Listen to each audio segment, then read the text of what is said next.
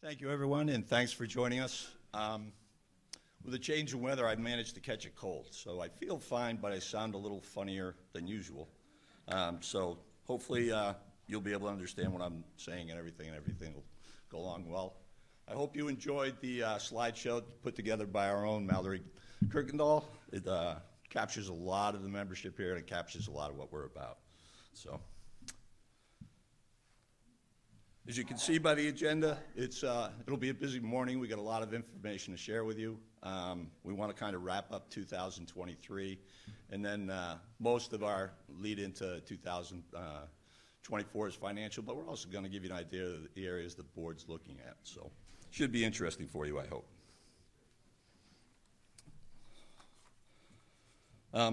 One quick reminder, balloting for the board remains open. I know the electronic balloting ended on Friday afternoon. We've got that in. But according to our covenants and governance documents, throughout the annual meeting, the ballot remains open. We've got some paper ballots over with Lindsay and Matt, so if anybody's interested in making a last-minute vote, you can go over there. It'll close after Doug's report on financials. That's really the end of the annual meeting at that point, and Vic Figgebaum will be up to announce the results. Okay? 2023 for me was an encouraging year. We started to tackle some longer-term issues. This club's done a really nice job running itself over the year. All the past boards, I can't thank them enough. But there were some things that were lurking in the background that we really needed to attack. Our finance committee did a good job identifying those. You're going to hear more about those going forward. And we also took a look at how we approach the whole member experience issue, because we've got more and more people here now. They want more and more access to our amenities, and we're starting to figure out ways to do that. So we need to do more of it in 2024. I put this slide up. It's our vision and mission statement. And I want you to know it's really the starting point for the things that the board looks to act on. If it's not up there, and you can see by some of those bullet points, unwavering commitment to excellence, sound financial planning, encourage membership participation, all of them.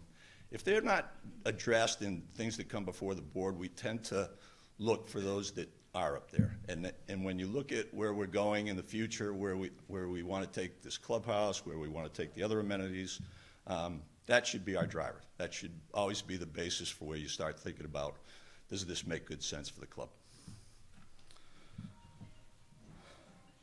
Now, as great a year as 2023 could be, it's always a little bit of balance. And unfortunately, we lost some of our fellow members and good friends. And I want to take a minute to recognize them. Here's a list, longer than we ever want to see, but they were good people, and like I said, they were great friends, and we're going to miss them. So if you join me for a few seconds for a moment of silence.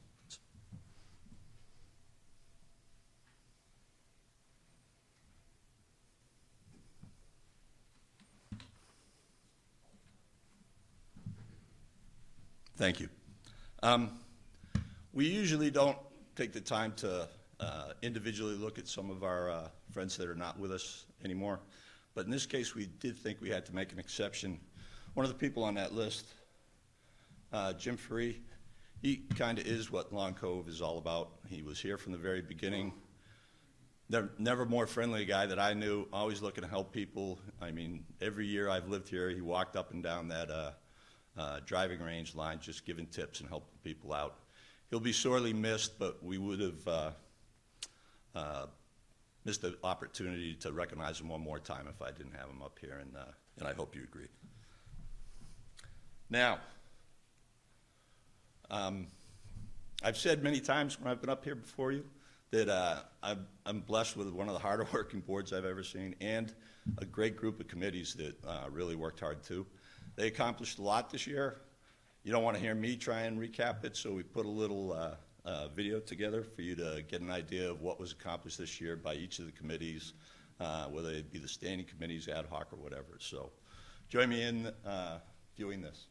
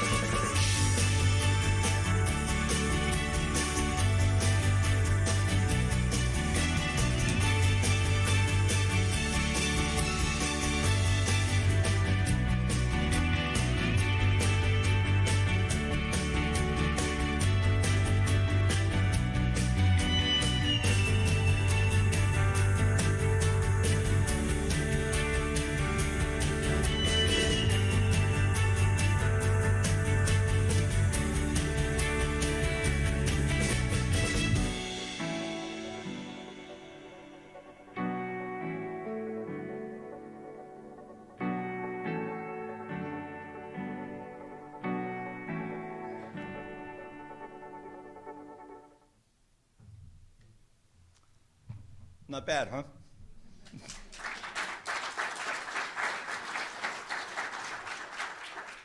You know, I always tell people one of the things I love about Long Cove is how peaceful and quiet it is, you know, right here in the center of the island, and it's like an oasis and all that. So you think about that, and then you take a look at all the activity going on behind the scenes, and it's the committee members, it's the membership, it's everybody. We get a lot accomplished, so, you know, you should be proud of yourselves. I certainly am. So, I'm going to stop for a moment now and ask somebody to come up here. The nice thing when you get up, you know, in the 45 years of existence, things like that, is you're beginning to hit quite a few milestones. And last year we celebrated the Darius Rucker getting through its 10th year, and now to double figures in years that we've held the event. We had another big event this past year. Our Long Cove Fund, one of the best endowment funds on the island, turned 20. And we should recognize that. And I'm going to ask Sandy West to come up, talk just a little bit about what they do. So Sandy.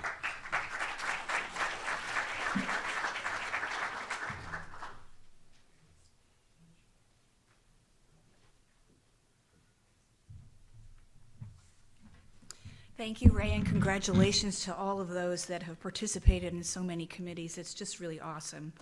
I'm thrilled to have the opportunity to speak with all of you this morning about the 20 years and the $2 million that we have granted to so many not-for-profits over those decades.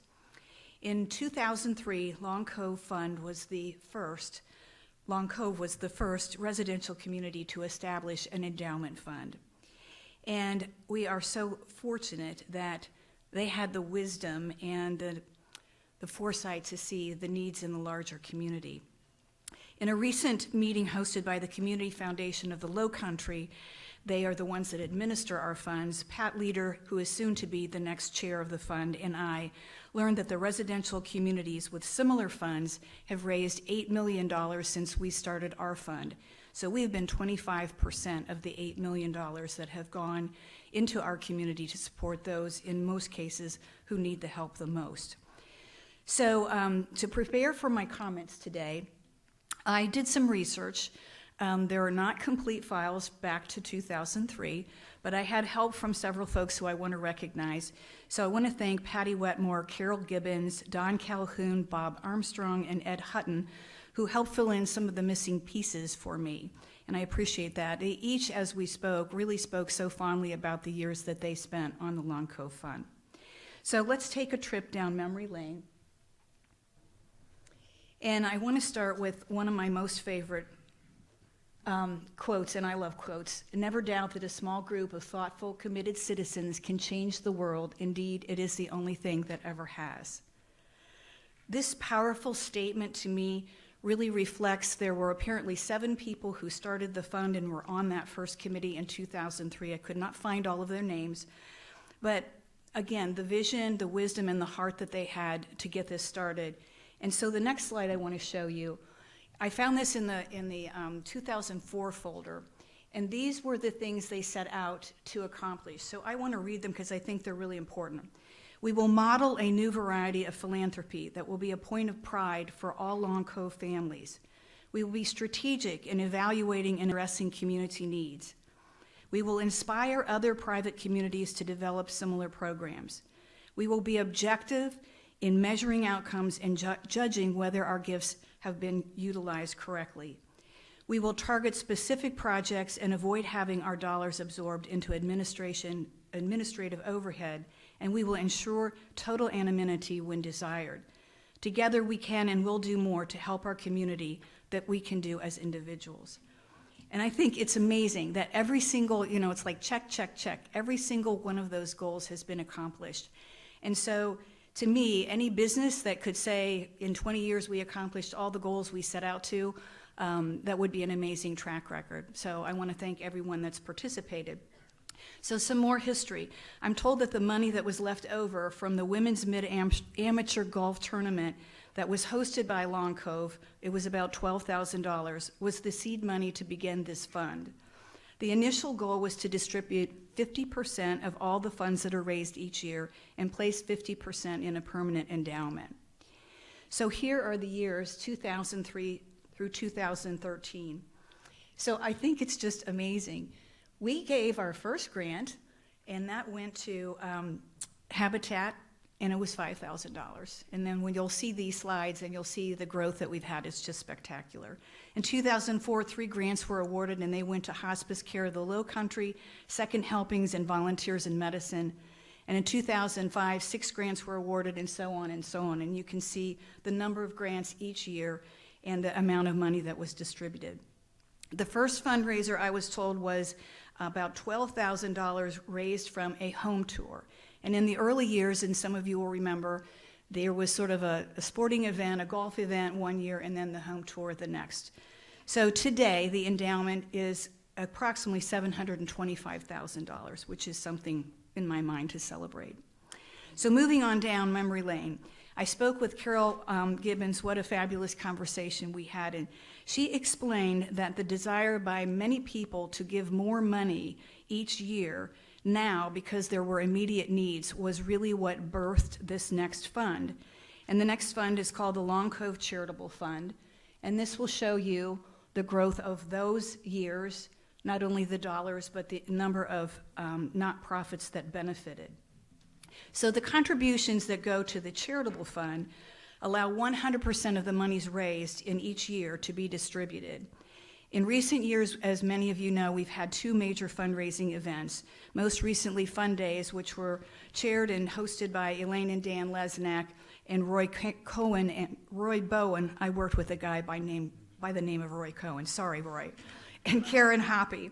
And the annual fund is our other major fundraiser, and that's led by Bob Heaton. And each year, there's a percentage of the endowment fund that comes back to the charitable fund in terms of being able to produce more grants. We also received, more than I could have ever imagined, a number of in honor and in memory of gifts. And I was able to go back 12 years. So in those last 12 years, we have had 439 gifts totaling over $100,000. So the next time you have a birthday or an anniversary and you're trying to figure out a cool gift, I would highly recommend that you think about the Long Cove Fund, because it's a great way to honor people and celebrate, and it's amazing how much money this has brought in for us. As you can tell, I'm always trying to fundraise. My husband's in a hospital bed right now, so I think he's listening, so remember that, Stevie. All right, we have an anniversary, I have a birthday. Okay, in the last 20 years, we granted over $100,000 to Volunteers in Medicine, and the Children's Center, which I know is near and dear to so many people, they have received $70,000. These are just 2 of the truly amazing organizations that we are helping, and helping literally thousands of people. The work of the advisory committee has grown over the last few years. One of our goals was to expand our work to include some occasional opportunities for members to volunteer on a project. Research shows that having the opportunity to work together really helps build community unity, and that was one of our goals.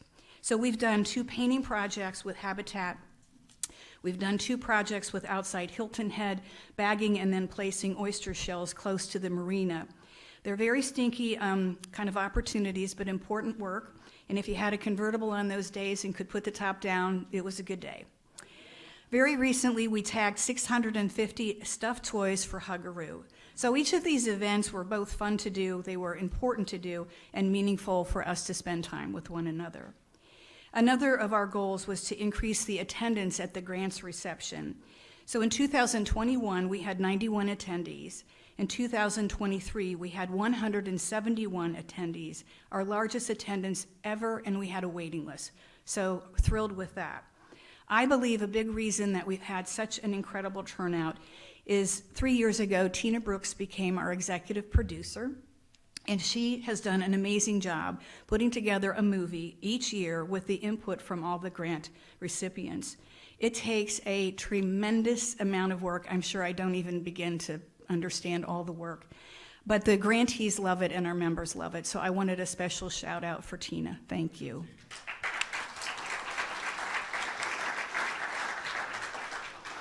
Another goal we have had is to be able to offer some professional development opportunities for our grantees. And also this year, we had our first ever volunteer fair, which was very helpful, and I think we'll do some more of that in the future. Lastly, we have worked as a committee on succession planning to ensure consistency in our key roles. So we will certainly be looking forward to bringing some new folks on. Tina's one of the members that will be rolling off this year, but we've really had a focus on keeping consistency within the committee and helping people kind of get prepared. So this next slide shows all of the people over 60 in the last 2 decades who have shared their time, talents, and treasure and being good stewards of the Long Cove funds. The records, as I said, are not always terrific, so if I've missed someone, I apologize. I would like you to please stand if you've been a member, so we can applaud you for the efforts that you've made. So please stand if you've been a member.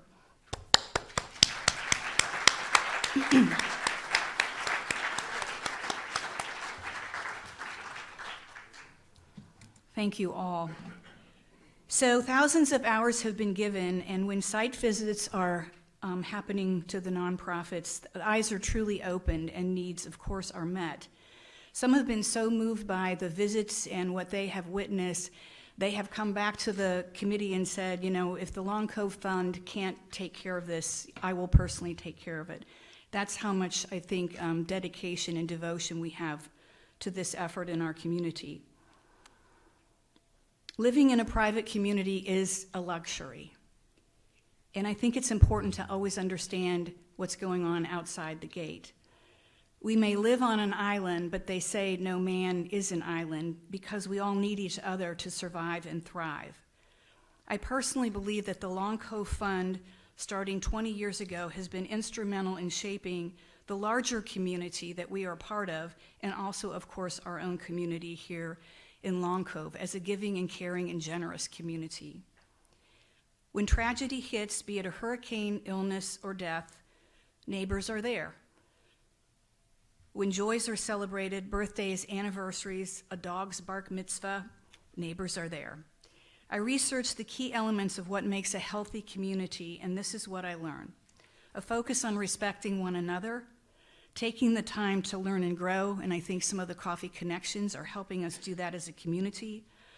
Sustainability, the board is always focused on this, and promoting fun events and keeping in touch with fellow members, which I think we obviously do well and have a lot of fun with. So in this kind of a community, I think the possibilities are truly endless, and this is Long Cove Club. So let me close by asking the current committee to please stand and be recognized. Your passion, dedication, creativity, and harmonious approach to our work is absolutely incredible. It's been an honor to be with you on this journey. Please stand.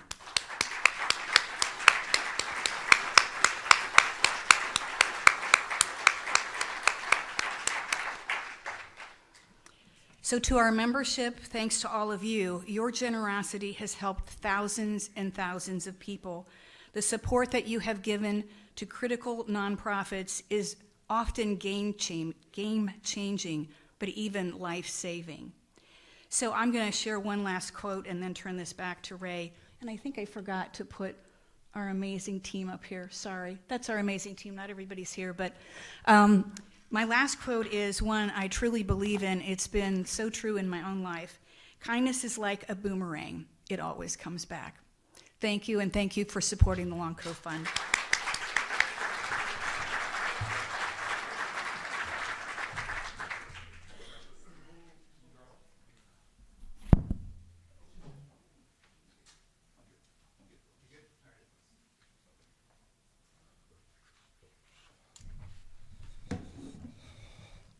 Thank you, Sandy. That was fantastic. I'll add one thing to Sandy's presentation. If you get a chance to go to the grants reception and watch that movie, I challenge you to keep a dry eye. You know, it was just that touching, that much, that people around this island do those types of things, and that the people like us that can help support them with a little bit of financial backing helps out as well. But it was just great. I thought it was fantastic. So. All right. So this is the part of the agenda that I love. We get a chance to recognize some great work and provide a few thank yous. So I'm going to go through a few, and then I'm going to turn it over to Mario, and he's going to go through quite a few more. So we'll start, though, with our current board of directors. And the reason I bring this up is, you know, going into this job, I had a lot of I wouldn't say concerns, but wonders how this would go. I was blessed with a great team. They challenged each other. We had some healthy debates. We figured out what areas made the most sense to attack. We took on some big challenges. Roy's crew with the roadway safety, the House and long-range planning committees with getting the plans around the clubhouse together. Just one thing after another, that entire group was excellent to work with, so I can't thank them enough. Here they are for at least the next 30 minutes or so, and then we're going to lose a few of them. And that brings me to my next bit of thank yous. I want to recognize each of our departing board members. So I'll start with Randy. You know, if you've been here, I've been here 18 years, there were times when our waterfront was, I wouldn't say desolate, but it was well underused. You go down there today and it's vibrant. I mean, there's people there all the time. Every single slip is filled. There's new things going on, and you know, between the committee down there and the yacht club and Randy's inputs and things like that, we've done a really nice job taking what was kind of a underutilized or even wasted amenity and making it one of the jewels that we have now. People come in here, they see it, and they've got a wow factor to it. And a lot of that goes on Randy. He's been the chairman there for 3 years. And then the other thing I always kind of took from Randy is he's kind of the voice of the membership. He's done these surveys. He was always a reminder to the board, now remember what was said here, remember what was said here. So he's kind of always circling us back and making sure that we're listening to what the membership says. So, Randy, if you could stand up. Thank you, sir.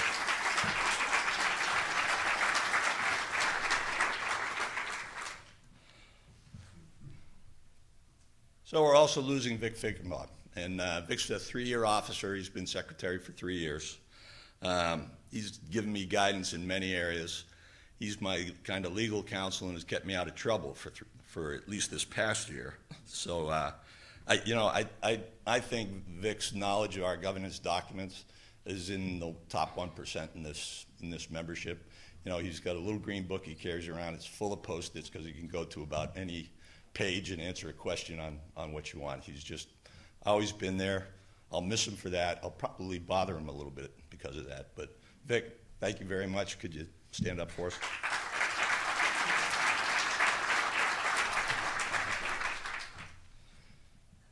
And finally, Fred Delgadio, 3-year officer again. I think he's one of the great custodians of our golf course, always on top of every little bit of issue and things like that, and always making sure that things are done the right way.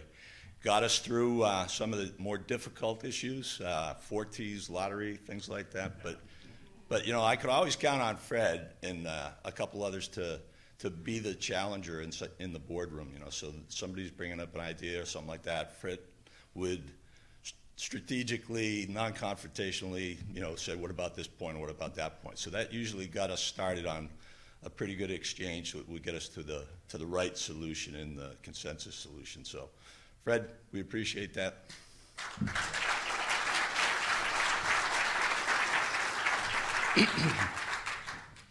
Now, you know, it's a lot of work by the people who choose to join the board. We really appreciate that. I think what we don't want to miss is their spouses and family, because we're not getting paid a lot. We're taking away from family time, and they're often, you know, picking up the slack there. So Tina Brooks is here. I was wondering, Tina, if you could come up for a second. We just like to acknowledge Tina's support of Randy, you know, working for us on the board. So.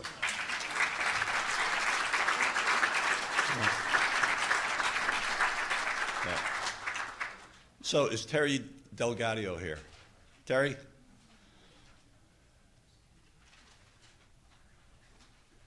And again, Fred gets to do the things he does because Terry's always back there having his back, so thank you.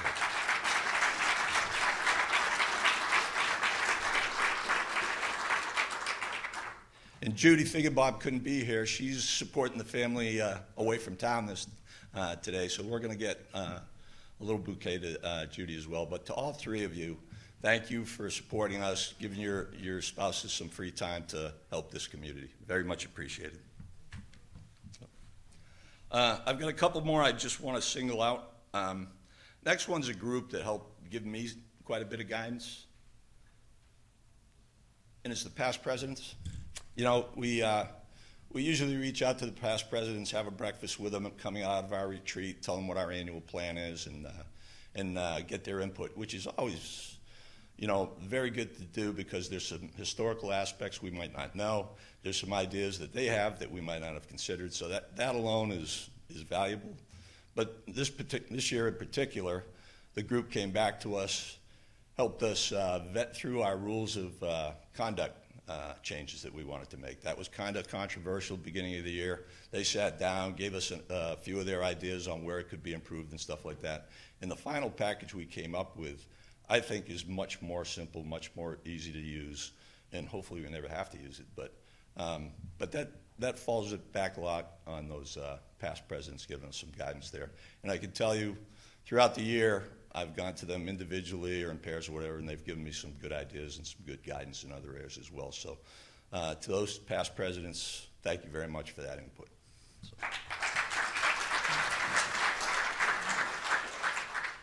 Next one is an individual award or recognition. And again, I'm going to go back down to the waterfront. Waterfront area is beautiful. It's scenic. It's great to be down there. Go down and see a sunset. Karen and I bring a bottle of wine down there now and then. But if you're a boater, it's difficult to get in and out of that thing, and until you get used to it. And fishing is not simple. You got to know the spots and things like that. And there's a guy who's been down on that dock area forever, and was always there to help land a boat, help launch a boat, help you find the right spots to fish and stuff. I can't say enough about him, so I'm just going to give you his name now. Fred Steele, are you here?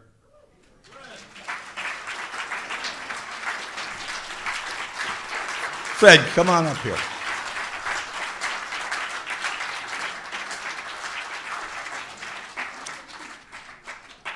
So we have, this plaque is for Fred for at home, but we have a heavy-duty bronze one that's going to be mounted down at the dock.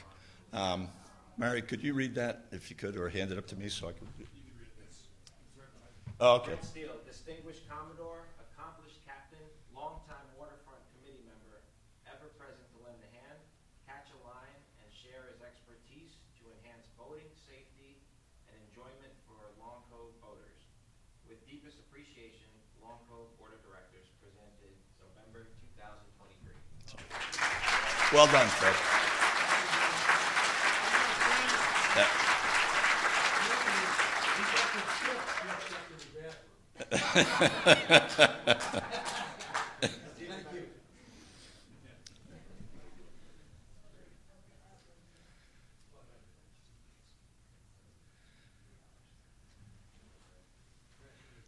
Thank you, Fred. And you know, that's kind of Long Cove spirit to me. People do things not looking to get recognition just because it's the right thing to do. And Fred's been doing this for so long that the least we could do was honor him with a plaque like that. So thanks again, Fred. I'm going to be turning it over to Mario. Before I do, I don't have a slide for this one. He's got a lot of people he wants to recognize. I'd like to recognize Mario and his entire team. I mean, I think the whole mindset in our operating team has changed dramatically over the last year while Mario's been there. We've got new leadership in several of his direct reports. We've got some intermediate leaders as people have stepped up. So that whole crew has kind of made the experience here at Long Cove more of a can-do thing. And you'll see it, you know, more hours we're open, more days we're open, everything that we can think of to try and make things more pleasant for the membership. So I think that entire team deserves a round of applause as well.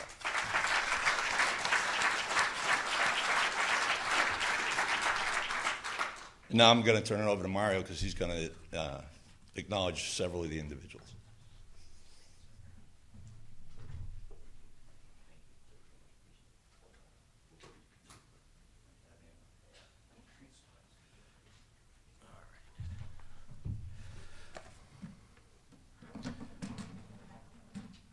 Just going to be a minute to get set up here, please.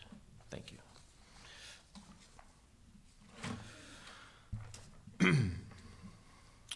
Good morning, everyone. Good to see you all. Hope you appreciate the suit and tie. Don't get too used to it, please. Thank you, Ray, for those kind words. Appreciate that, and thank you to the board for all of your support this year. I've definitely needed it and appreciated it, so thank you, sir. Since I arrived here, I have indeed felt like the luckiest man, like this guy here, and I would add that I'm also a blessed man in a lot of ways. The move to this area into Long Cove for myself and my family has been wonderful, and I'm truly grateful to all of you for the opportunity to be your general manager here. At the same time, slide this way. At the same time, I've also felt like this guy, drinking out of a fire hose for the past 11 months. It has been exciting, challenging, and rewarding all in one. When I started here almost a year ago, I promised that I would be committed to this community and that I would care about the members and the team like no one else ever has. Caring about what I do and the people that I serve is and always has been my personal competitive advantage. I've been trying to live up to my own expectations and to yours every day when I come in through that front gate. I've found that that's not unique here at Long Cove, though. I'm surrounded by a team that cares deeply for this club and for all of the members. This is most evident in the senior leadership, who is tasked with the responsibility of not only leading the team, but also providing an environment that advocates for a high level of hospitality and delivering an excellent member experience every single day. That's no small task. This team has an incredible amount of pride and belonging to this special community. And as with any first-class organization, it is the people that make the biggest impact between good places and the best places. We are a wonderful example of what great looks like in our industry, and we are working hard to be the best there is.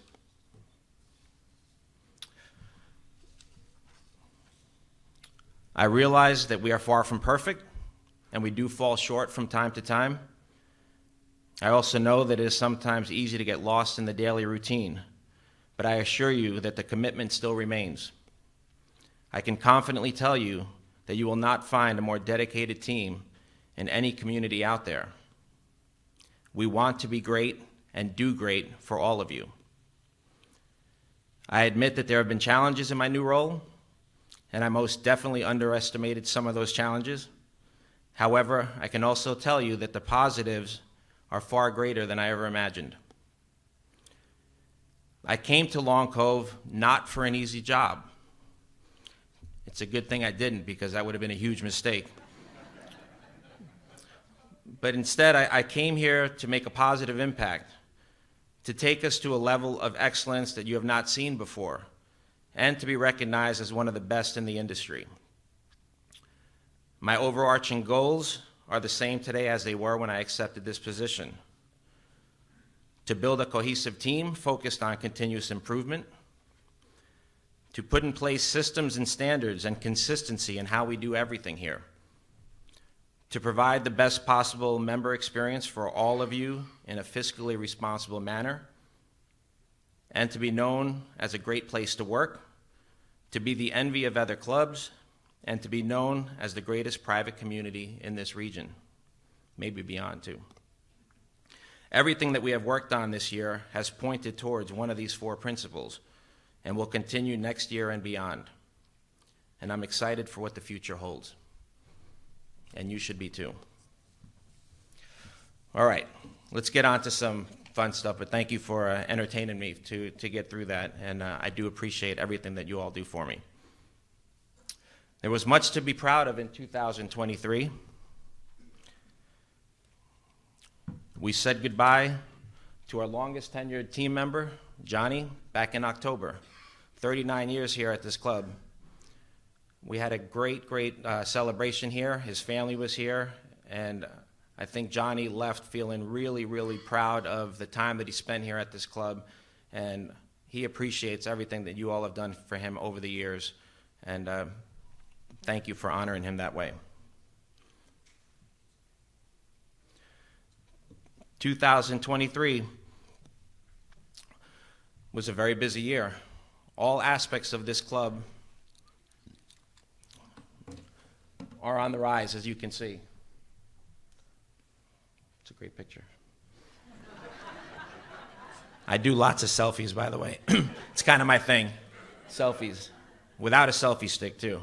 My wife's always impressed with that. Golf rounds are on the rise. Estimated numbers, second highest that we've seen at this club.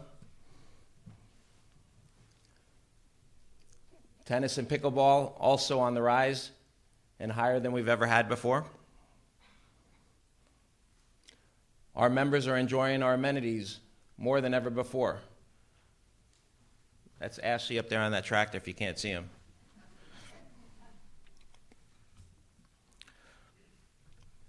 Food and beverage numbers. Our covers for dinner are estimated to be at an all-time high if we continue the averages that we've been seeing. That does include Wednesday numbers in there this past month. And the number of current members who are actively using the clubhouse, F&B program specifically, has seen a dramatic increase.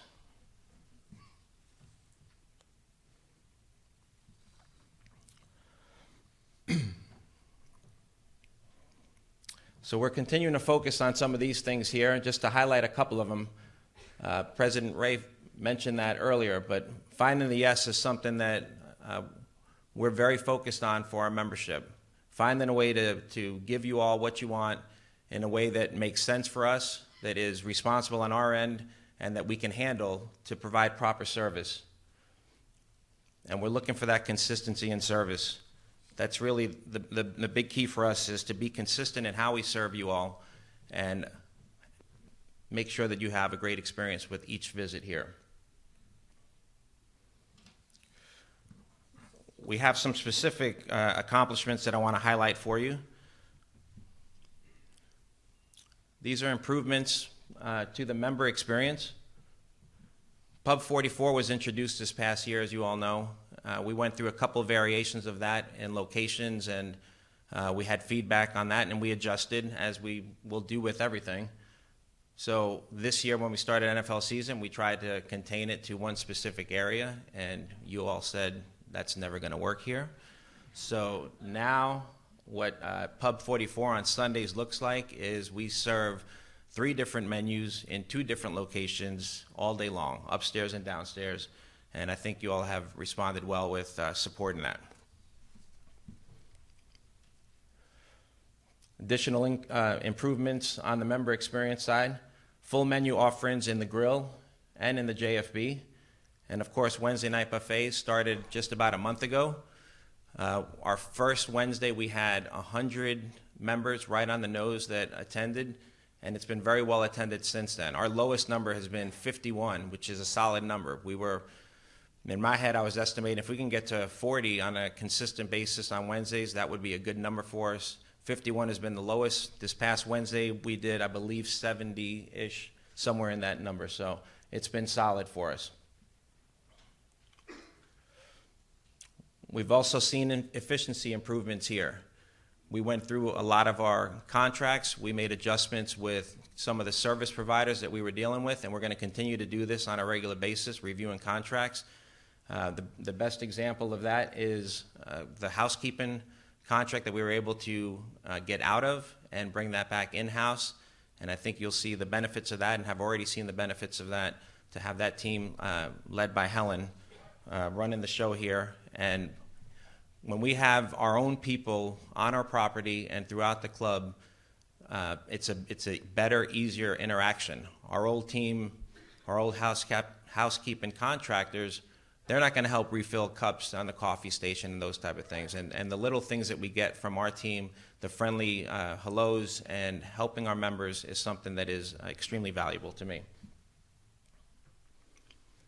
We've also made some improvements to our team experience. We added core values that were established. We have new recruiting and retention specialists that was added to the team. And our selection process, which you've heard me talk about over and over again, I think is really paying off. It's a tough workforce out there. It's hard to get good people, and I think the things that we're doing to make this a really special place to come work at is working with the candidates that we're seeing, and we're being selective. We think there's a shortage out there, and there are some challenges. I'm not saying there's not, but I think with the things that we're doing on the front end are giving us better quality candidates, and the results are paying off, and it'll continue to get better. So on the horizon for next year is more of the same. We want to continue to provide a high level of hospitality to all of our members and guests that come here, and we want to do it in a low-stress environment for the team. And I want to be recognized as the best club out there. That's my overall goal. What determines best club out there? You all determine that. Our reputation is based on what members and guests feel and experience when they come here. It's what the team experiences. It's what our peers do, other club managers, and I think we're on the right path. I think this is a fantastic club. It has always been a fantastic club. I just want to get it to that next level, and that's the goal. All right, we're going to move on to some service milestones now, and we have plenty of them. If you need an intermission, you're not going to get one. All right, we're going to start with recognizing our Employee of the Year from last year. Now, I wasn't here for this presentation last year. That's Leon in that picture. But I can tell you, knowing Smitty, our executive sous chef that works in the kitchen, it's Chef John's right-hand guy. He is an absolute gem in there. He is such a talented guy, such a great leader, and he is kind of soft-spoken, mild-mannered, but he is just a wonderful leader. The team really responds to him, and it is very easy to see why he was selected as the team member of the year last year. So congratulations to Smitty. I don't know if he's here because he works a million hours, and he wasn't sure if he was going to be here, but I'd still like to acknowledge Smitty for a job well done.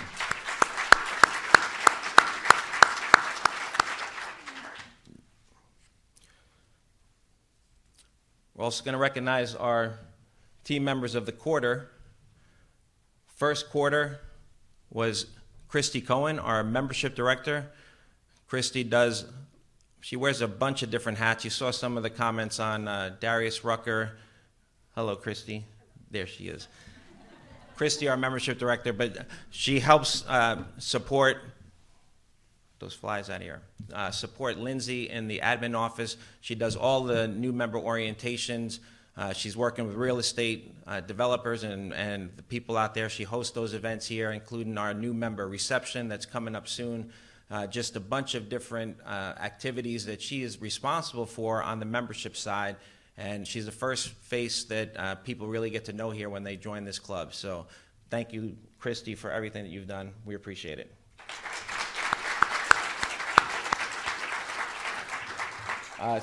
Second quarter was Thomas Richter, our head tennis professional.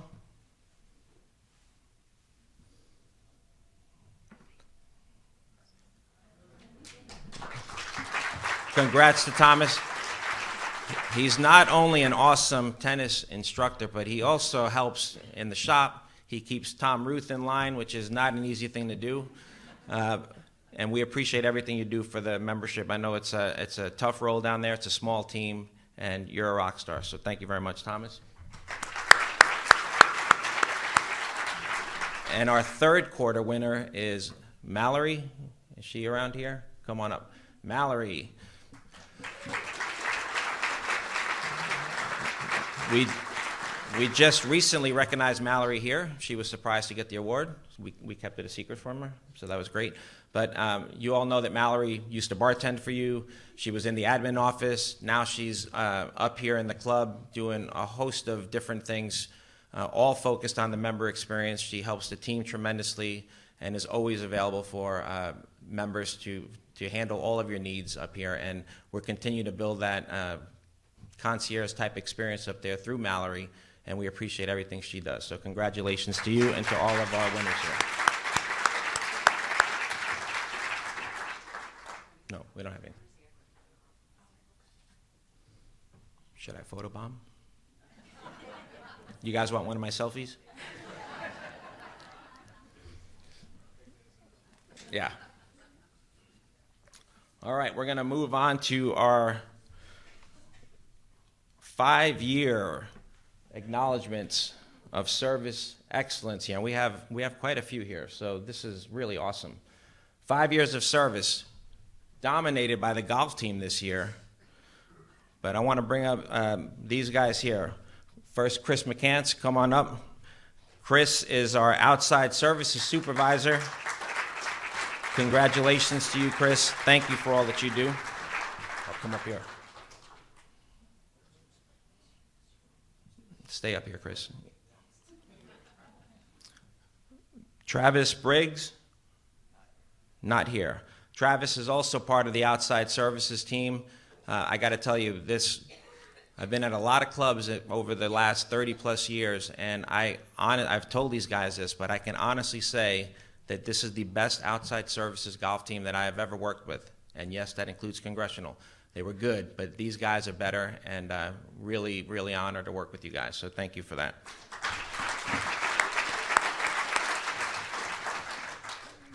Rob Stokey, our Director of Instruction, come on up.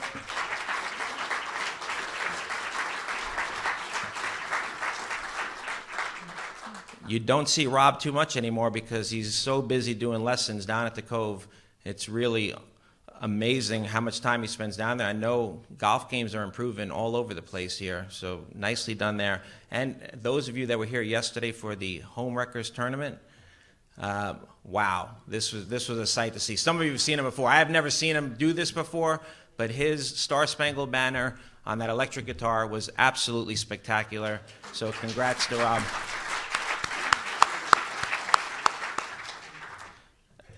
And the last 5-year award recipient is Michael McClendon. Come on up, Michael. Oh, I'm sorry. Michael, sit down. My bad. Thank you, guys. Donna Norris.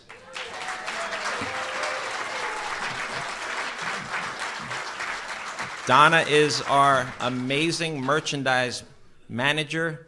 She is awesome. She is well recognized and respected in this industry. Bob always says that she is the best out there, and I believe it. She's absolutely tremendous. No relation to Chuck at all, in case anyone's wondering that. But we do appreciate everything you do, Donna. Thank you so much.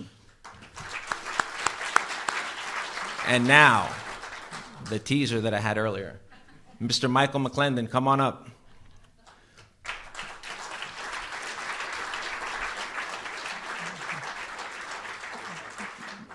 Michael is part of the security team.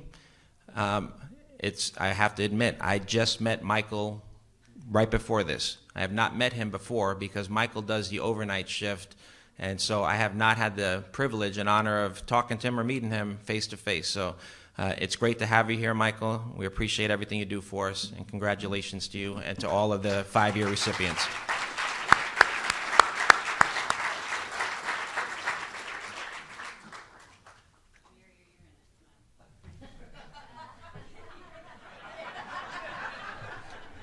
You can Photoshop me out. Thank you so much, all.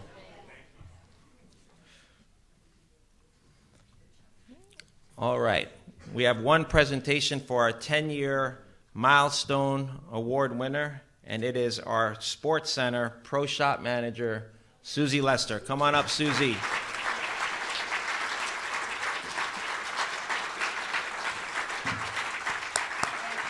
Congratulations, Susie.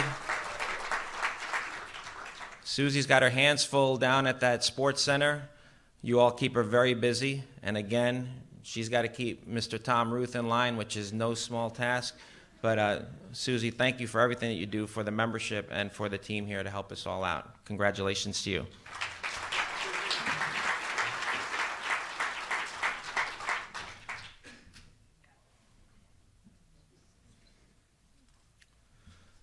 Next is 15 years. We have 3 recipients for 15 years. This is amazing.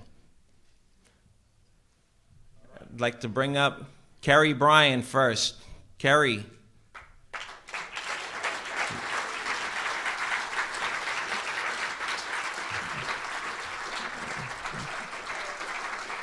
Carrie's got to be one of the best servers I've ever worked with.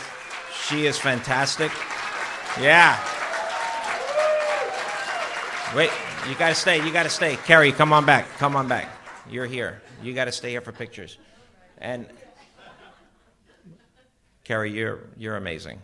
Carrie was, when I was, I believe, interviewing, but it was my first experience here at this club in the dining room or the restaurant. Carrie waited on us, and I was blown away with the level of service that she provided, how friendly she was, knowledge with the menu. It was incredible. And I was like, wow, if this is how our service team is here, we are really crushing it. And so I thank you for everything that you do for us.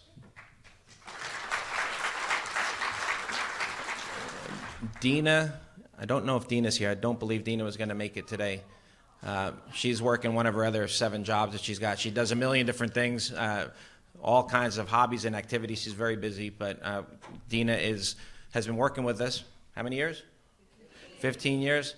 She does the evening shift primarily with dinner and events, and she's always just a great source to go to for anything that you need, whether it's service-related or cushion-related or where supplies are. She knows everything down here, so congratulations to Dina.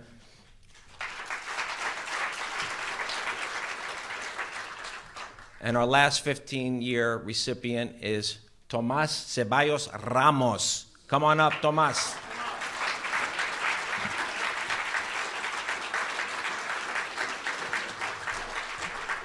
Tomas is one of Ashley's right-hand men. By title, he is assistant in training. He has been here and just a rock out there. He showed me how to do the cups on the practice green a couple weeks ago, which was awesome.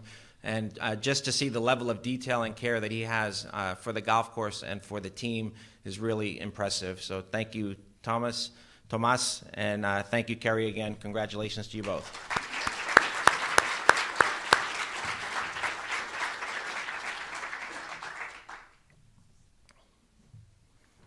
We're just getting warmed up here. After 15 years, we have a 20-year award winner here. Our superintendent, Mr. Ashley Davis. Come on up, Ashley.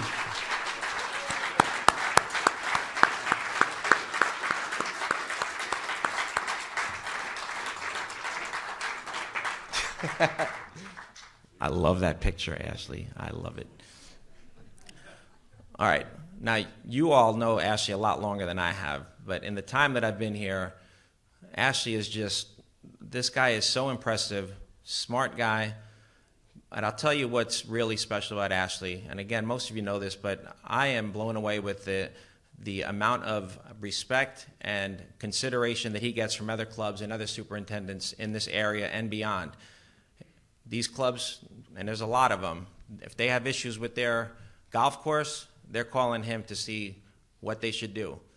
They're calling him for advice. They're calling him for questions. They're calling him to see what he's doing and planning for the future, because they want to know from an expert like him. And he's so well respected in this industry, and we're really privileged to have him here. I'll tell you something else. He's got little Ashley minions and disciples scattered all over this country that have worked for him, that have gone on to have their own golf courses. So, Ashley, congratulations to you on 20 wonderful years.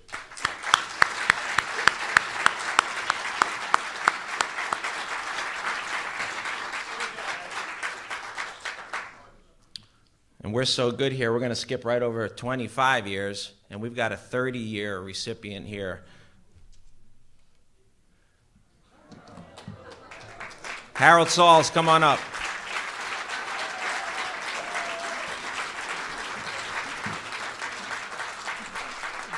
It's hard to imagine that 10 years before Ashley started here, Harold was starting his job here at Long Cove without the white beard, I'm sure, back then. He has been on this community services team for 30 years. He's been leading it since 2004. That's a stat I just got from his wife, Helen, back there just a few minutes ago. Thank you, Helen. She's looking out for him all the time. 2004 is when he became the director of community services. And this is a huge property and a lot of activity that Harold's responsible for within the clubhouse, marina, all of the smaller facilities, the maintenance facility, pool areas, and then the roads, lagoons, and everything else.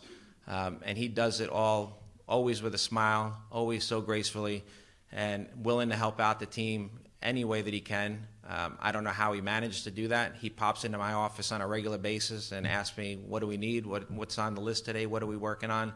And he's just been a tremendous source for me of help. So I do appreciate you so much, Harold, for what you do. You'll see him around Christmas time, too. He's probably already starting to put Christmas decorations throughout the club because he does that as well. And he's Santa's #1 helper also. So you'll see him. He's been working on that since July. So, again, thank you, Harold. You are awesome. We appreciate you.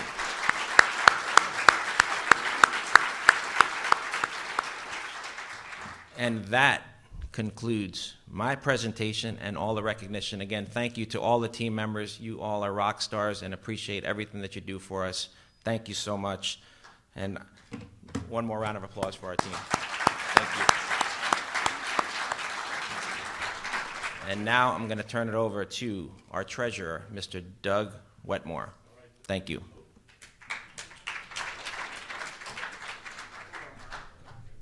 Sorry, let me get my stuff out of here.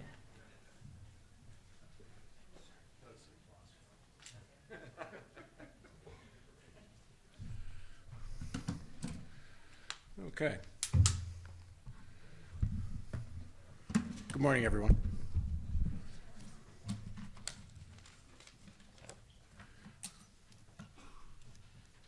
It's gotten very still in here. Okay. So, good morning, everyone, again. Before I begin, I'd like a moment to recognize my Finance Committee colleagues whose names are up here. This very experienced and well-respected group puts in a lot of time and effort every month overseeing the finances of our club, and their collective efforts and contributions are very much appreciated. So with that, and now I'll move to the agenda. It's a simple agenda, but I have to admit there's a lot of information I'm going to cover in the next 15 minutes or so. First, I'm going to provide an overview of how 2023 has gone and how we expect the full year 2023 to turn out from both an operating and capital perspective.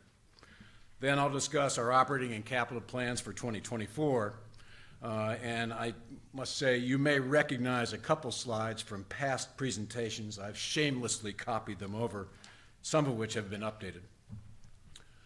So let's remember a couple things. In this discussion, I'll put it all up, it's essential to remember that for each year, we have 2 budgets and 2 assessments.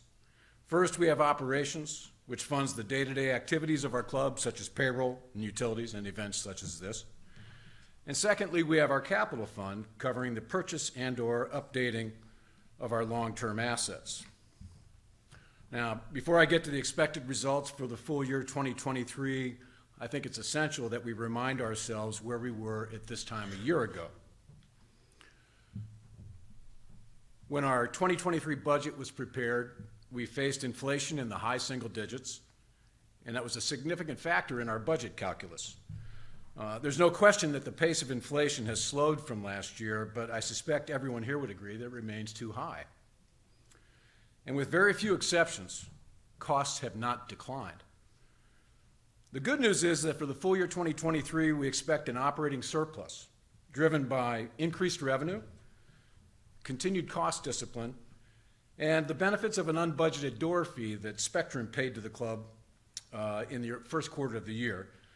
The forecast is based on actual results for 9 months, plus budget for the last quarter, and then adjusted for known events or trends that have or will impact the forecast.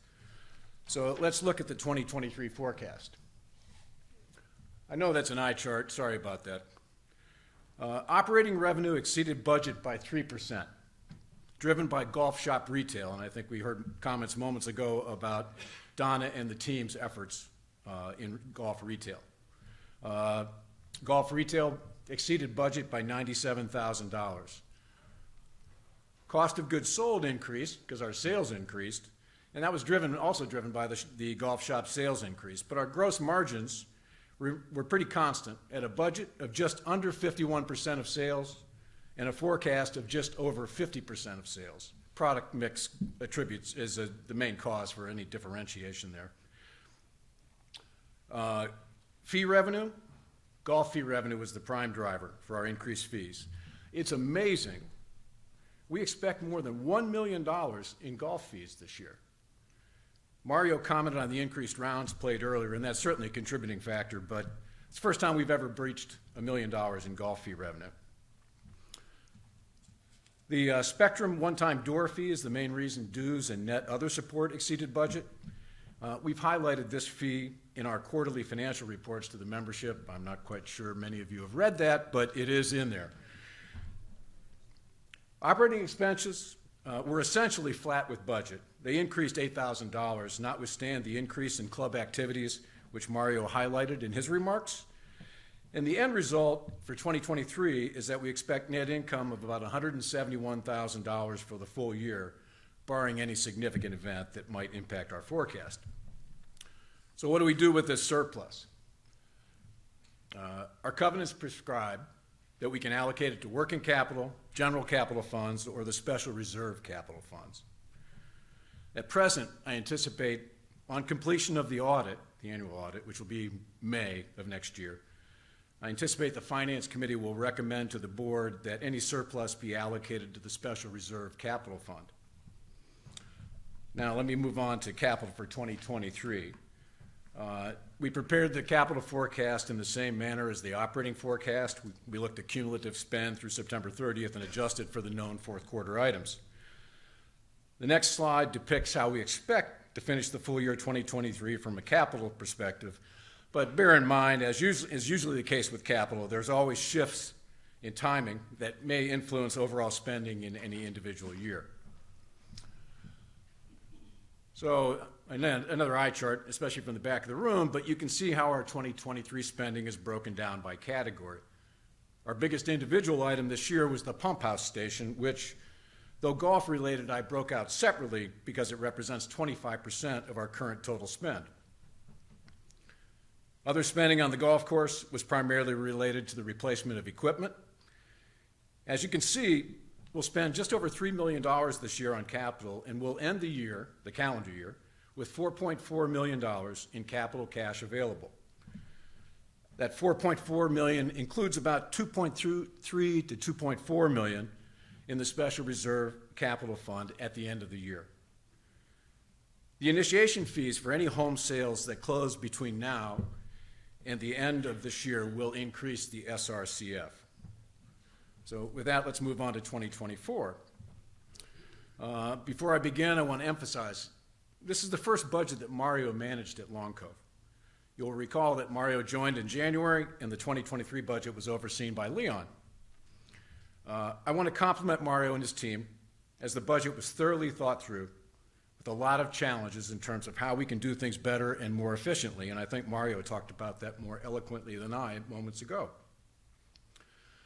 At the risk of repeating myself, Mario enumerated a number of areas where change has been undertaken to improve operations, results, and our member experience. So let me begin by using a slide I showed in September regarding our budget process. Each budget begins with department heads preparing individual budgets, both operating and capital, for their respective areas of responsibility. Matt Ramsey consolidates these submissions into the first cut. Mario and Matt then review these preliminary results and provide feedback, and I understand it was a very energetic feedback this year, to the departmental managers. And in October, the Finance Committee reviewed the budget. I believe that review was thorough and comprehensive, and changes resulted therefrom. Shortly thereafter, the board reviewed the budget, and ultimately the final step in the process, the green box, is where we seek the approval of the membership by means of the budget referendum. That's where we stand today. So let's look first at the operating budget. In this case, I've compared the 2024 budget to the 2023 forecast I just reviewed with you. Before going to the actual budget, please allow me to review major factors that influenced our work. And again, I'm revisiting a slide that I presented in the September town hall. Inflation has declined from 8%, as I mentioned a moment ago, For the 12 months ended September 2023, it was just under 4%. And as I said before as well, with very few exceptions, costs have not declined. The pace of their increases has diminished. Compensation is obviously impacted by inflation and the very competitive job market we have in the Lowcountry. It's aggravated by the lack of affordable housing on island, a difficult commute for those driving onto the island for work, and attractive job opportunities off the island. While insurance markets have historical operating trends with strong and weak markets, we no longer seem to be in a normal market, and we face long-term challenges. As I mentioned in September, we formed an ad hoc subcommittee to evaluate current conditions and what steps can be taken now and over the next several years to mitigate these risks and better manage related costs. It bears repeating that we need to improve our club's overall capitalization to deal with these property and casualty risks. Fuel and chemical costs continue to fluctuate. Property taxes and utilities are trending higher. And finally, and as we had discussed earlier, members have clearly said get more out of our existing assets than we have in the past years. So we're expanding club services such as Wednesday dining, but be mindful, doing so impacts both headcount and operating costs. So let's turn to the operating budget. Revenue is budgeted to increase 4%, entirely attributable to food and beverage. This growth is partially offset by a modest decline in golf retail revenue. Cost of goods sold reflects the increase in revenue. Margins are consistent with the 2023 forecast at 50% of revenue. Fee revenue will increase mainly due to gate fees and annual permits. We have budgeted for an increase in traffic fines, as the speed cameras are now operational and being used. And I'll be honest with you, I hope we've over-budgeted for that, and I hope the community slows down. Operating expenses are budgeted to increase by $680,000. We budgeted a 5% increase in employee compensation, consistent with what we're seeing in the Lowcountry market, notably the other clubs in the Lowcountry market. And total compensation includes salaries, wages, and all other employee benefits, such as health care and our 401k plan. There have been no changes of note to the benefits we provide. Our insurance cost has increased $140,000, or 24%, mainly due to property and casualty rates going up. And overall, we're budgeting for break-even, as we budgeted last year, break-even, $11. The budget results in the following proposed assessment to our members for the operating club. We're proposing the operating assessment is to increase $976, or just under 7%, and our proposed operating assessment for 2024 would then be $15,034. Now let me turn briefly to capital. As with the operating budget, let me review a couple matters before getting into the actual discussion. In June and September, I mentioned the fact that I reused slides, so I referenced the capital reserve study conducted by Club Benchmarking. The study is the foundation on which our capital spending plan for the next 5 years is based, but we don't follow it blindly. That would be foolish. The study did not contemplate lagoon work at all, nor the extent of the road and drainage work that management and the Community Services Committee believe is appropriate for Long Cove. And as I also said, we will, with effect from January 1, 2024, end the use of initiation fees for maintenance capital.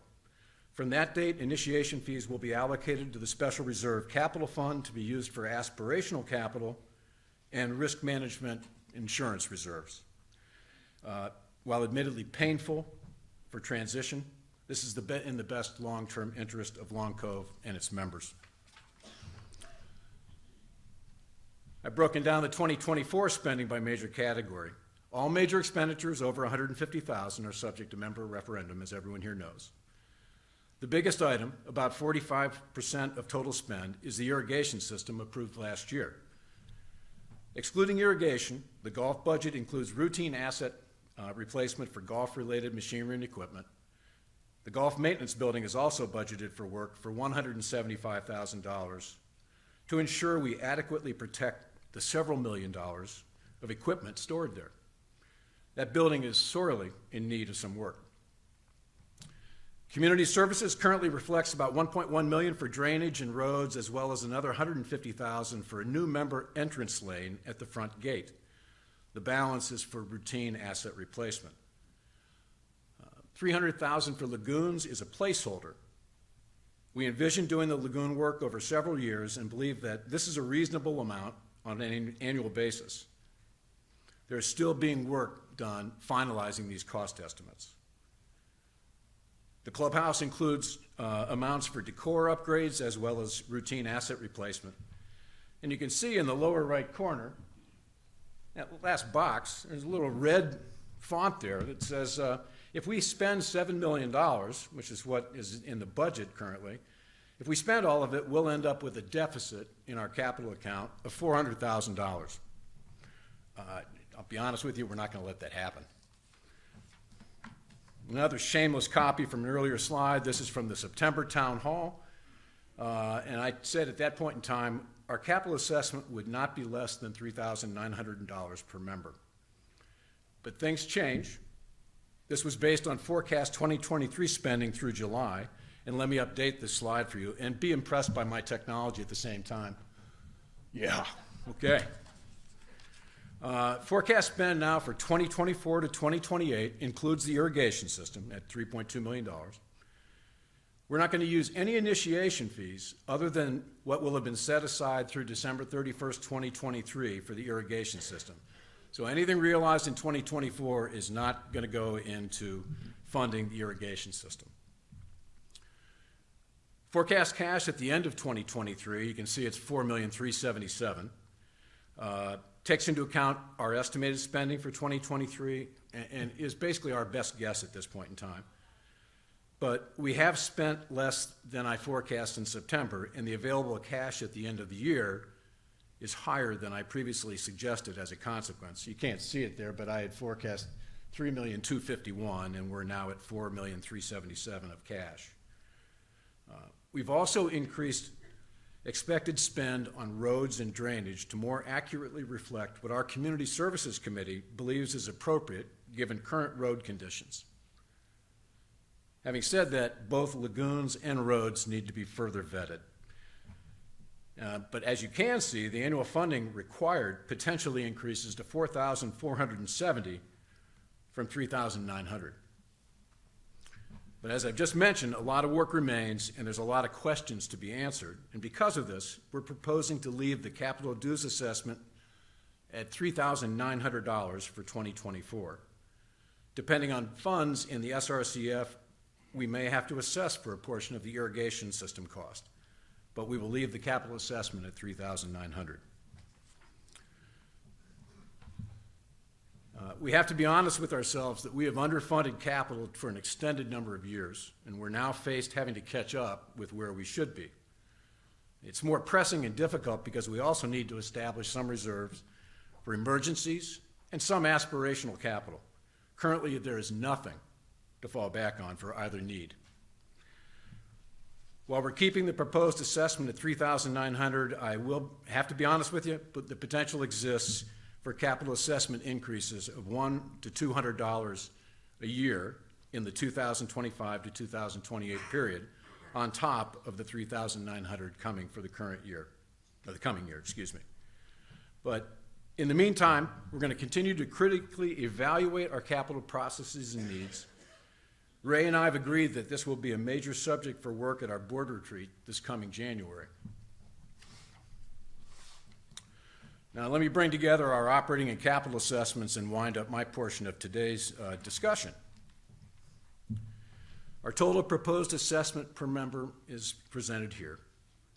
Our operating assessment is proposed to increase $976, or just under 7%, and our capital assessment is proposed to increase by $1,500, or 63%. Total assessments next year are proposed to increase 15% to a total of $18,934. And these will be put forth in a budget referendum that will come out later this week and can be summarized as follows.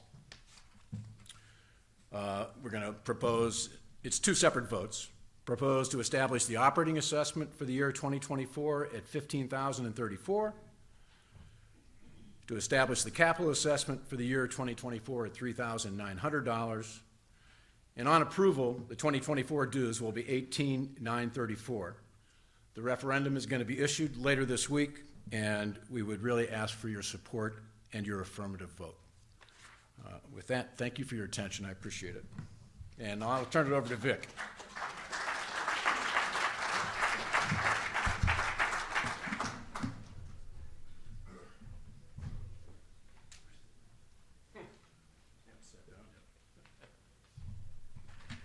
Morning, everybody.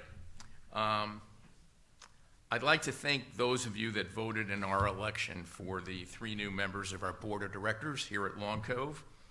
We reached the quorum of 340 voting households necessary by the deadline of November 3rd. Out of our eligible list of voters, we had 394 households cast votes. Many of our new members have told me how very impressed they are by the governance here at Long Cove Club.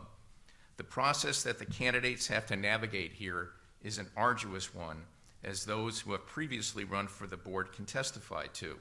It's not easy, but it's not meant to be.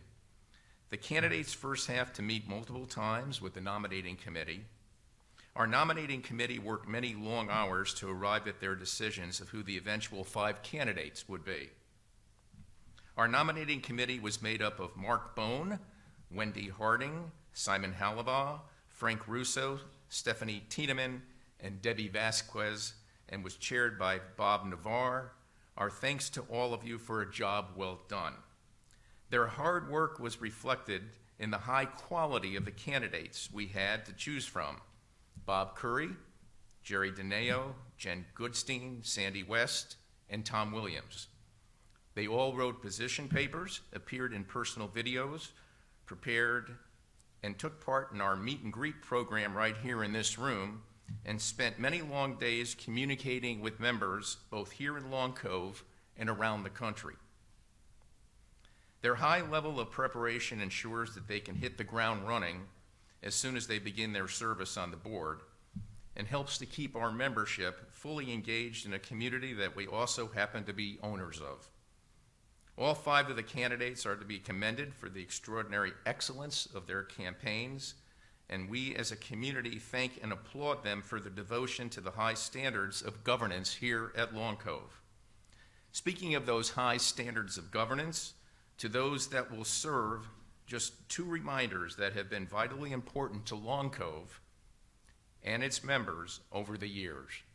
Number 1, always remember that you have an obligation and duty to represent the entire membership. And number 2, to always fulfill that obligation and duty in a proper and ethical manner. Since the balloting is now officially closed, I am therefore pleased and privileged to announce to you the candidates who will be joining the board this year. Please join us in congratulating and wishing good luck to Bob Curry,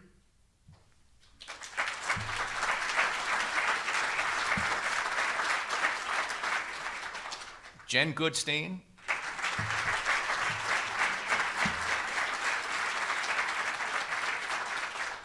and last but not least, Sandy West.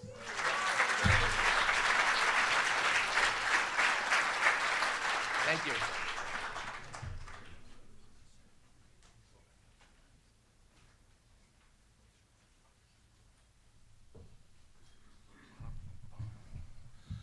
Congratulations, new board members. Look forward to working with you. It'll be fun. Take my word for it. Before I close out, I just want to touch base on a couple things that we're looking at going into 2004. It's by no means an all-encompassing agenda for the board, but it's things that we want to talk about and want to see how we emphasize coming out of our board retreat in January. So first one is completing the clubhouse renovation project. We've talked about this probably, Randy, 4 years now. I don't know, going way back to the ad hoc dining committee and those things. We've made a ton of progress. We got a ton of really good input through the community engagement sessions, and we're getting very, very close to a scaled-down project that expands use of this clubhouse and can enhance the member use of it. So we want to get that thing in front of you very early in the year, next year. That's our hope.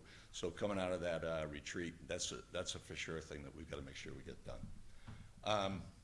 Financial reporting and communication. We continue to get feedback that we're not looking at, how to control cost good or that, we don't have a plan to contain costs very well and those types of things. We do. If you think about it, with the numbers Doug just put up there, our increase in operating assessment this year is about 150 per household less than it was 2023. That's despite this next year we're planning on having an extra day of dining in this clubhouse for the entire year rather than the fourth quarter. We're going to extend hours upstairs, downstairs, that type of thing for the entire year, not the second quarter. So there's a good bit of cost containment work going on by Mario's group. I think it falls on us that we haven't explained that very well. So one of the things we'll be looking at is to get you regular financial reporting that lets you know how the club's doing, where we're running into issues, those types of things, what we're doing to correct. So that'll be a topic of discussion in January as well. Governance, we're going to continue to look for opportunities to straighten out some language and things in some of our articles of our covenants. I think it's important. There's things in there that if you look in one spot, you look in another spot, they might contradict. We're going to get those cleaned up as best we can. We're also going to start to take a look at how we structure our committees, what we ask them to do, how we fill the roles, that type of thing. It's kind of very ambiguous in our bylaws, and I think it's something that we might want to take a look at. This is brand new for us, but it's going to be a worthy discussion during the retreat. And then finally, I think it's a very important one, as Doug brought up, capital productivity. We spend a lot of capital. We need to spend a lot of capital because we've got some world-class amenities here. But there may be ways that we can be more efficient, and we're going to dig to the very bottom to try and find those ways and move forward. So that's what will be coming out of the retreat. There's probably several other things. We haven't even met with the new board members to get their ideas yet and things like that. So, but just to give you a flavor. Closing comments before we open it up for question and comment from the gallery. I think Long Cove over the years has been well run, and I think we find ourselves in a very enviable position right now. Now, I guarantee you there should be angst about the numbers that Doug threw up there, okay? And if you tell me you're not a bit concerned, I'm not sure I believe you. But like I said, we're correcting a lot of things on the capital side that I haven't, by no ways were they mismanaged, because this is what the community wanted. We were just not doing special assessments on things. We were tapping into our initiation fees to do maintenance projects and things like that. We're stopping that. So there'll be money set aside, take care of emergencies, and to address new and interesting amenities that this club might want.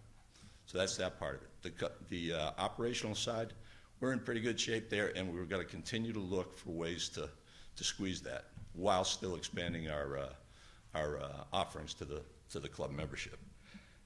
You get a little nervous about it, but I really believe now that Long Cove is moving into a leadership position in this area, in this entire county, low country area.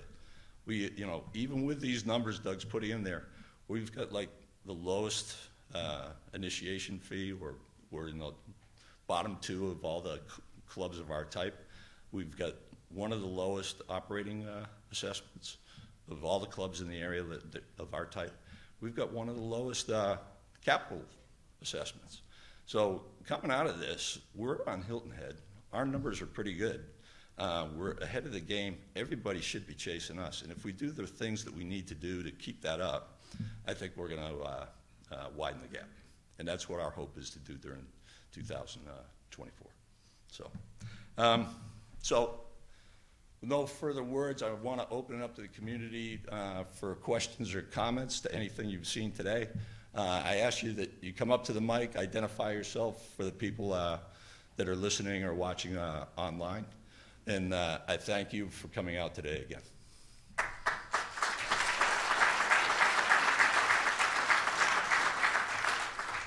Questions, comments?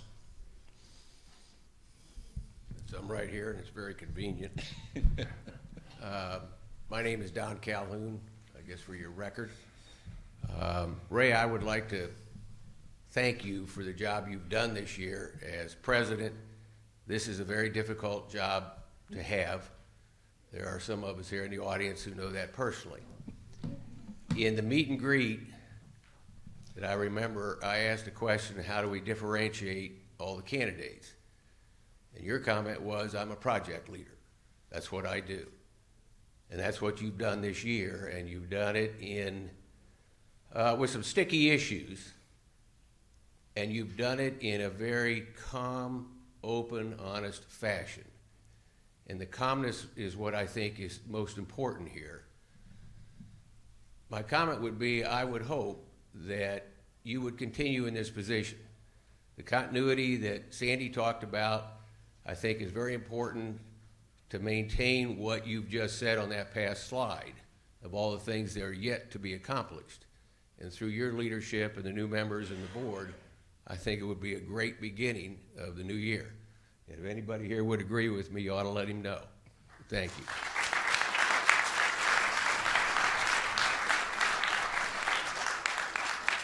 Thank you, Don. Let me just comment on that. It's a team effort. This board is great to work with. You know, we've had some tremendous committee chairs that have handled some really difficult issues, and we don't get it done without them.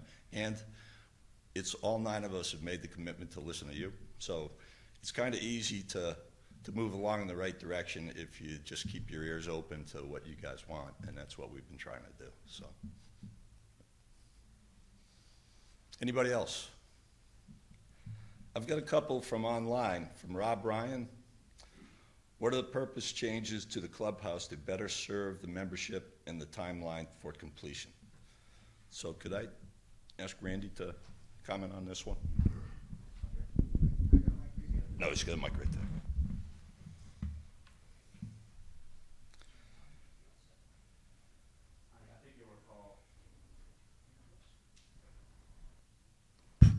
I think you'll recall that we asked for your feedback late Q1, and we proposed at that time a large casual dining addition. The feedback was diverse, but there was a theme that we weren't interested in that until we better utilized our existing asset, this beautiful clubhouse. We've worked since then very hard to consider a number of opportunities. We reiterated or reconfirmed what you said in the feedback sessions with regard to supporting an expanded kitchen and the implications that may have on the snack bar. We reconfirmed the interest you showed at those engagement sessions to update the decor, which hasn't been updated en masse in quite some time. So we reconfirmed those, and we spent time exploring opportunities that you said you wanted us to explore. A couple in particular, I guess I'll mention 3. Utilizing the spaces optimally or more effectively. You referenced underutilized spaces in the clubhouse, and this room is a perfect example of that you said. You referenced that clubs nationally and near us here and off the island have much bigger bar accessibility, and you asked for us to explore opportunities to enlarge specifically the downstairs bar, which we have, and potentially relocating that. And you referenced that you love the upstairs, well, as a theme, you love the upstairs feel, the 19th hole pub, but you said at times it's crowded. And if there's any low-cost opportunities to improve capacity, you'd be interested in hearing about that too. So those 3 areas and maybe other more minor improvements are being finalized from a number of people working toward conclusions there. It's our clubhouse, and what we'll do as a process point is present that in sufficient detail, probably in a number of different forums within the next few months, certainly exiting the board retreat when we get closure on all those points from a new board perspective. So you can expect to hear about that. You can expect to weigh in on that, and then you can expect to vote on that as we choose to group or individually put things forward. So that's what I'd say about clubhouse improvements. Sounds good. So the second one I had was from Roy Binder. Can the upstairs dining be extended to cover the area underneath to give more outside dining? All part of Randy's response there. I think we've got a plan that I would call some modest capital improvements with a redecor of the clubhouse that delivers just about everything that was talked about during those community engagement sessions. So, you know, it's taken a little bit of time to get to where we're at, but we are very close. We had an architect in here last week that's given us some ideas. But it's an about face. I mean, we were talking about some major expansions and some major capital, and that's not the case anymore. I think you'd be happy with the difference in what we've come up with, and that's because of your input. So, any other questions, comments? If not, oh, yes. I have a question about the, Can you come up, Nancy? And I can't get up because of my leg. okay. The Spectrum, $113,000 door fee, could you explain that? Yeah. So Spectrum had has the responsibility to pay us for access. I'm simplifying this a little bit. Doug can probably answer it better, but they basically have to pay us an access fee to every home in here, and over the years that wasn't paid, Doug, I guess, and it accrued up, and now they're making up on back payments that they owed Long Cove. So we won't get it every year. It was nice to get this year, but is that correct?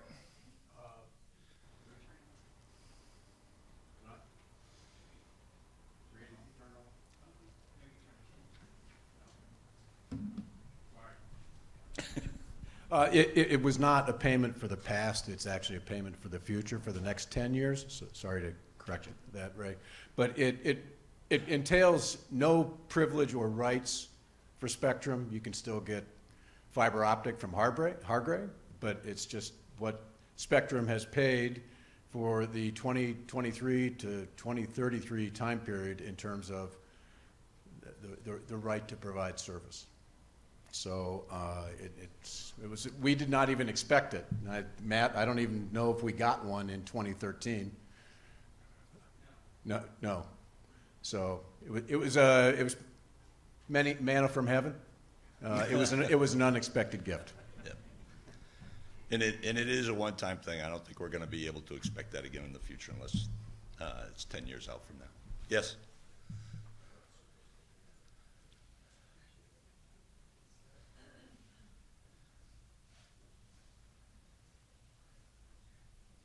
Long walk, sorry about that. First, I'll endorse Don's endorsement of you. Congratulations, Bob, Sandy, and Jen. A question about the $3,900 assessment for what's primarily their irrigation project. If I do the math in my head, it's sort of like under 2 years of $3,900. Is that correct? And if that's correct, is there any way of taking that burst and smoothing it out? That make sense, Doug? Well, we'll always try to smooth things out, but I think the other side of the coin is we kick things down the road a number of times, and our poster child for that is the irrigation system, which we could have done in 2018, and now we're doing in 2024 for about $1.4 million than it would have cost in 2018. So I made reference in my comments that we're going to evaluate the capital spending. We're going to work at the board retreat in terms of looking at how we budget and how we spend. And quite frankly, in the case of roads, a very good example is you don't want to do roads in a piecemeal basis because it's just the least efficient and least cost-effective way of doing it. I think roads are a major challenge for us currently in 2024 and 2025. It may very well be that gets bumped out to 2025, 2026, which eases our spending. But the 3,900, quite frankly, I showed the slide. The numbers suggest that it should be at 4,470. But we'll peel it back and we'll manage the capital to a certain extent to make sure that the 3,900 is sufficient for next year.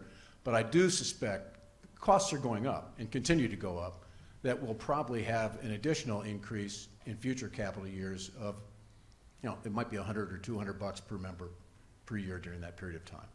Maybe I should have said it differently. Yeah. The $3,900 is, I'll say, is allocated to that irrigation project. That is the biggest thing. No, that's not true.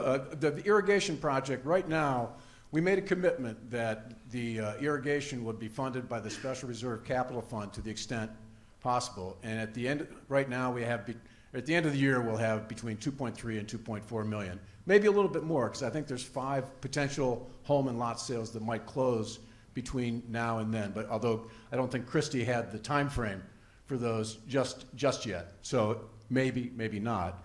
And we made the commitment that starting January 1, 2024, initiation fees would not be used for maintenance capital, and the irrigation system is maintenance capital. So there may be, my guess is if we get those 5 houses, that's another $150,000. We allocate the 170 surplus if it materializes. So that's $320,000. We're probably looking at 2.6 to 2.7 million in the Special Reserve Capital Fund that can be targeted towards the irrigation. That would leave about $500,000 left. That would be about a $900 assessment for the irrigation, which is kind of consistent with the referendum. But we really have to stop saying, well, next year we'll stop using the Right, 500,000. But we have to make a commitment that initiation fees go into the Special Reserve Capital Fund for reserves and for the aspirational projects. I didn't mean to challenge you on the numbers. You're much more intimate than I would ever Oh, be. no, I didn't view it as a But challenge. I just, when does the high assessment end? Maybe that's a simpler question. When does inflation end? Okay, no, I didn't mean inflation. That's our operating and that kind of stuff. But when does the project, the cost of the project stop? The peak spending is in 2024 and 2025 right That's now, what for I the meant. next 5 years. That's what I meant. We're talking about bumping some of that out in a wise and effective way as opposed to just kicking the can down the road. But the peak right now in the slides I presented to you would be in 2024 and 2025, driven by lagoons and roads. That's what I meant. I didn't think that was actually known. I didn't know it, so thank you. Okay, That's thank what you. I wanted. Thank you. Thanks. So Jerry, if I can add to, this is the assessment we think we need for the next 5-year plan. So I guess at least the minimum of 5 years is where we'd be at that 3,900. On the other hand, this plan has the irrigation system in there. There'll be other big things that pop up over time, so who knows in the next 5 years if there isn't something like that. It also has quite a bit for roads and quite a bit for drainage, because we're looking at those drainage pieces along the sides of Long Cove Drive and Turnbridge that are kind of dangerous, and whether we want to change those, so that's a new type of thing. We put 1,500 in for lagoons, 1.5 million in for lagoons, but we're just now doing a drone study to tell us where the bankings are worse, and the work that Bill McLaughlin's ad hoc team did gives us the opportunity to pick and choose. So we don't know those numbers are solid yet. We're preparing for the worst. We're hoping that we reduce those a little bit. So we'll see what happens with it. Yeah, Scott. Well, Doug, you might want to talk just a minute about the whole insurance thing too, because that's such an unknown, and yet the numbers are only going to be higher.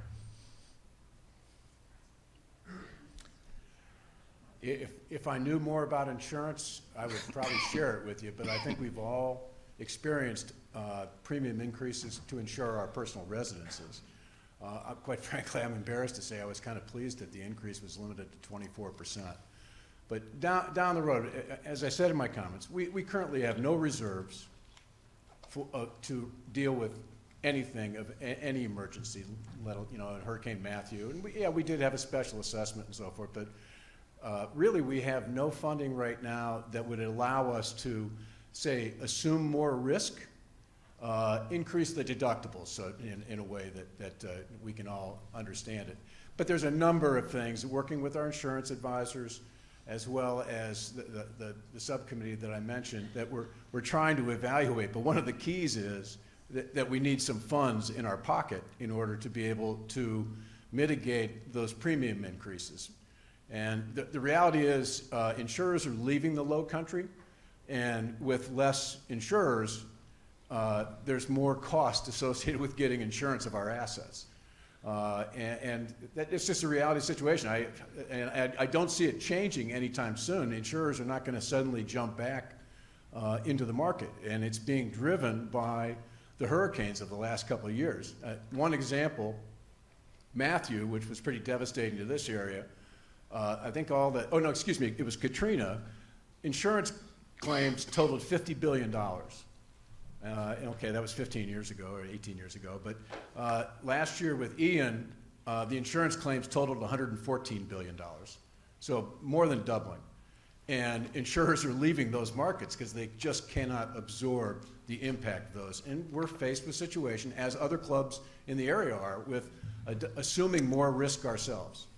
So I don't really have a precise answer for you, Scott, but you're well aware of the challenges that we face. Other questions, comments? If not, again, we thank you for your attendance. We thank you for your input. Remember, we do have feedback at longcove.com, so if you've got something or a question you want to bring later, let us know.